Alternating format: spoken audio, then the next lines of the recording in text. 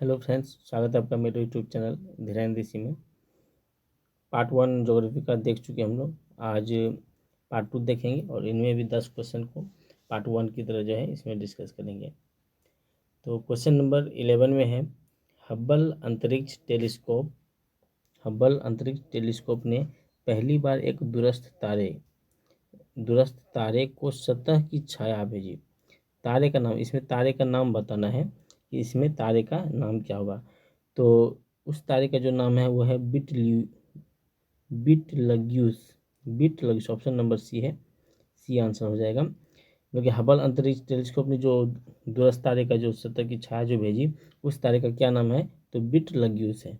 ठीक है, next question.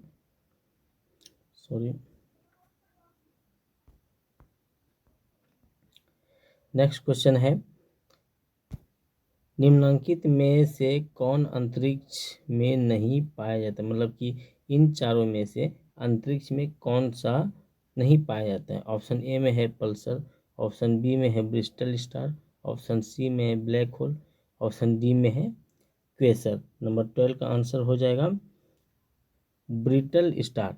ये ब्रिटल स्टार जो है अंतरिक्ष में नहीं पाया जाता है। ठीक है, तो इसका आंसर हो जाएगा option number B, brittle star. Next question number 13 को देख लेते हैं। क्वेश्चन नंबर 13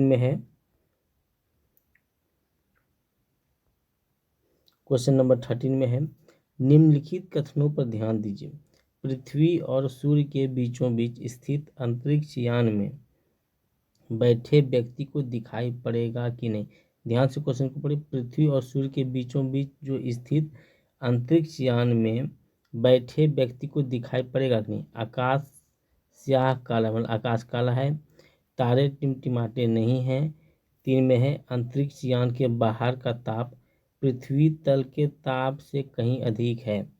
अब इनमें से क्या क्या है। ए नंबर में ऑप्शन दिया हुआ है केवल 3 सही है, मतलब कि क्या ये सिर्फ सही है, और सॉरी ऑप्शन ये ऑप्शन नहीं बता रहे हैं।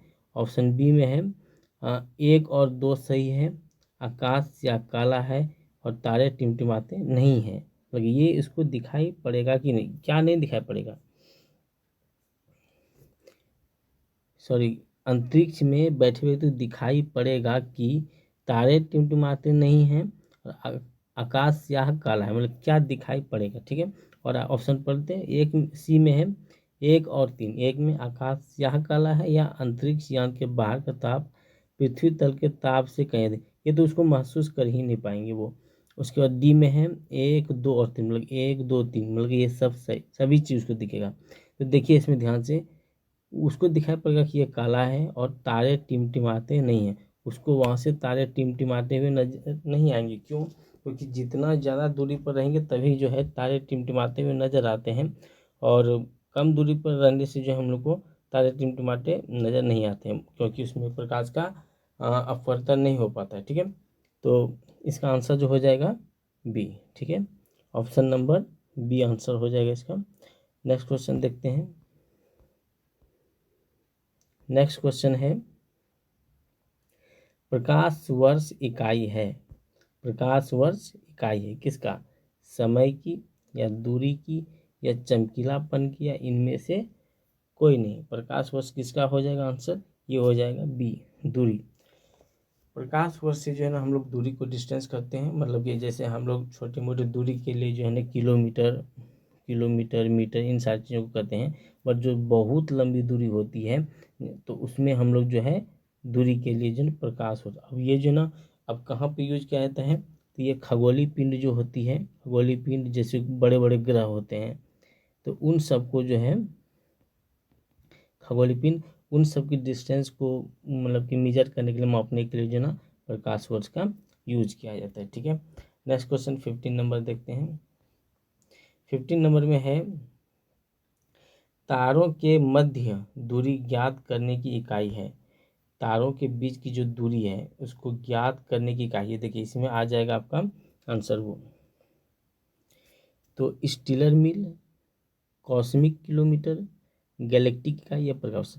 अभी जस्ट हम लोग इससे पहले क्वेश्चन 14 वाला में पढ़े थे प्रकाश वर्ष के बारे में, कि ये जो है ना एक खगोलीय पिंड को बल्कि मापा जाता है, और साथ में तारों के बीच की दूरी को भी माप सकते हैं, क्योंकि वो तारा भी जो है काफ़ी दूर में स्थित होते हैं। तो 15 नंबर का जो आंसर होगा वो हो जाएगा डी, प्रकाश वर्ष। नेक्स्ट क्वेश्चन 16 नंबर देखते हैं हम लोग। 16 नंबर में क्वेश्चन है, यदि एक प्रेक्षक तारों को क्षितिज से लंबवत उठते देखता है तो वह अवस्थित होता है। एक बार फिर से पढ़ते क्वेश्चन। यदि एक प्रेक्षक तारों को, यदि कोई भी व्यक्ति तारों को क्षितिज से लंबवत उठते देखता है तो वह अवस्थित होता है कहाँ पर? विषुवत रेखा पर, कर्क रेखा होना चाहिए, कर्क रेखा पर, दक्षिण ध्रुव पर या उत्तरी ध्रुव पर। वो उसको कहाँ पर देखेंगे? देखिए, जब वो एक प्रेक्षक जो है क्षितिज से सीधे जब वो देखेंगे तो उसको एकदम बिल्कुल बीच में दिखाई पड़ेगा। बीच अगर बात किया जाए तो अगर मान लेते हैं इस तरह से अर्थ है, ठीक है, तो ये बीचों बीच दिखाई देगा। और ये बीच क्या हो गया हम लोग का? विषुवत, जिसको इक्वेटर बोलते हैं, इक्वेटर बोलते हैं, ठीक है। तो ये हो गया विषुवत रेखा। तो इसका जो 16 का जो आंसर हो जाएगा वो होगा विषुवत रेखा। ऑप्शन नंबर ए होगा आंसर का सही, ठीक है। 17 नंबर क्वेश्चन, 17 नंबर में क्वेश्चन है, एक व्यक्ति काली अंधेरी रात में रेगिस्तान में अकेला खड़ा था। उसे अपने गांव जाना था जो वहां से पूर्व में 5 किलोमीटर की दूरी पर था। वहाँ से उसके 5 किलोमीटर दूरी पर था। उसके पास दिशा ज्ञान के लिए कोई यंत्र नहीं था, पर उसने ध्रुव तारे को पहचान लिया। अब उसको गांव पहुंचने के लिए निम्नलिखित में से कौन सा मार्ग अपनाना अधिकतम सुविधाजनक होगा? ठीक है, अब ध्यान से देखिएगा। ध्रुव तारा जो होता है वो उत्तर की दिशा में होती है। ये 100% यूनिवर्सल ट्रूथ है, मतलब ये चिरंतन सत्य है कि वो होते हैं उत्तर दिशा में। तो ध्रुव तारे की दिशा में चलें, ठीक है। फिर से एक बात देखिए, एक व्यक्ति काली अंधेरी रात में रेगिस्तान में अकेला खड़ा था। उसे अपने गांव जाना था जो वहां से पूर्व में 5 किलोमीटर दूरी पर, अब पूर्व में था वहां से। देखिए, अब ध्रुव तारे से विपरीत दिशा में चलें या ध्रुव तारे को अपनी बाईं ओर रख कर चलें, ठीक है। क्वेश्चन देखिए, और सॉरी उसके बाद डी में है, ध्रुव तारे को अपनी दाहिनी ओर रख कर। मान लेते हैं कि इधर जो है ना ये इस तरह से ले लेते हैं। ये हो गया नॉर्थ हो गया, ये हो गया आपका ईस्ट हो गया, वेस्ट, नॉर्थ, साउथ। यहाँ पर कोई व्यक्ति खड़ा है, ठीक है, इस जगह पे। अब इन्होंने क्या देखा, यहाँ पर स्टार देख लिया, लगी नॉर्थ दिशा में। तो ये व्यक्ति है, इसका दायां इधर हो गया, बायां इधर होगा, और सामने जाना है तो बाएं तरफ जो है अपना ध्रुव तारा को रखें, मतलब ध्रुव तारा को अपनी बाईं ओर रखकर क्या करना है, उसको चलना है, ठीक है। तो वो किधर चलेंगे तब ये वहाँ पहुँच जाएंगे, ठीक। इसके अनुसार से ऑप्शन नंबर सी सही होगा, ठीक। नेक्स्ट क्वेश्चन है 17, सॉरी नेक्स्ट क्वेश्चन 18 नंबर देखते हैं। 18 में है, जिस तारामंडल, सॉरी यहाँ पे तारामंडल होगा, तारामंडल लिखा हुआ है, तारामंडल हो जाएगा, तारामंडल। जिस तारामंडल के तारे ध्रुव तारे की ओर संकेत करते हैं वह है, ठीक है। तो वो हो जाएगा सप्तऋषि, या मृग होगा, या वृश्चिक होगा, या वृष, मतलब कि तारामंडल के जो तारे हैं वो ध्रुव तारे को संकेत करते हैं। तो वो है क्या, वो सप्तऋषि, मृग, वृश्चिक या वृष, ये हो जाएगा सप्तऋषि, ठीक है। क्या हो जाएगा, ये सप्तऋषि तारे हो जाएंगे इसके 18 नंबर का। 19 नंबर, 19 नंबर में है, निम्नांकित में अंतरिक्ष शब्दावली से संबंधित नहीं है, मतलब कि अंतरिक्ष शब्दावली से कौन सा इसमें ऑप्शन संबंधित नहीं है? टेलीमीटरिंग, भारहीनता, सिसलुनर बाइट, ठीक है। ये जो है बाइट, इसका आंसर हो जाएगा डी नंबर। ये क्या हो जाएगा, सही हो जाएगा कि बाइट जो है अंतरिक्ष शब्दावली से संबंधित नहीं है। नेक्स्ट क्वेश्चन 20 नंबर, और ये लास्ट क्वेश्चन है,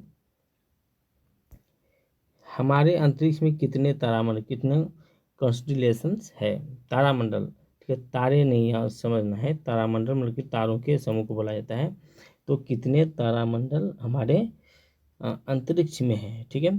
तो इसका आंसर हो जाएगा 87 होगा या 88 होगा या 89 या 90। तो इसका आंसर हो जाएगा 88 बी, मतलब हमारे अंतरिक्ष में टोटल जो है 88 तारामंडल है।